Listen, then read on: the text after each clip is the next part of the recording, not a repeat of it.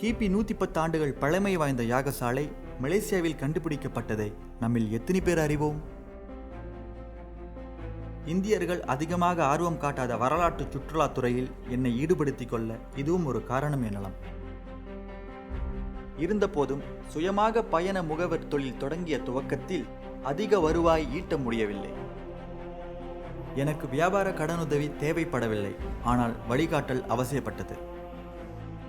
So our program, we teach them how to start without capital. They can grow their income, they can raise their income, talk to big customers, talk to different people and become successful entrepreneurs. We have an average income increase within 1 month of between 100 and 400%.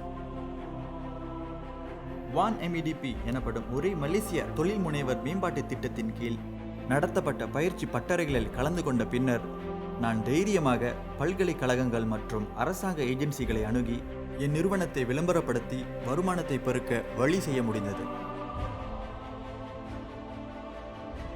மர்போ ஆற்றங்கரை 45 வகையான கண்டல் மரங்களை ஒரே இடத்தில் அமைக்கப்பெற்ற பெருமை வாய்ந்தது.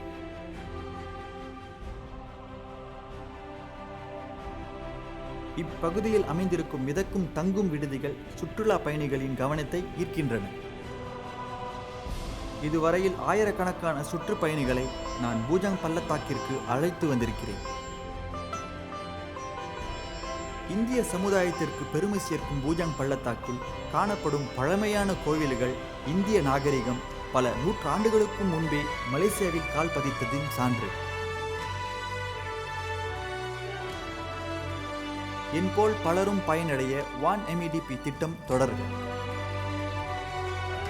என் மீது நம்பிக்கை வைத்த மலேசியாவுக்கு நன்றி.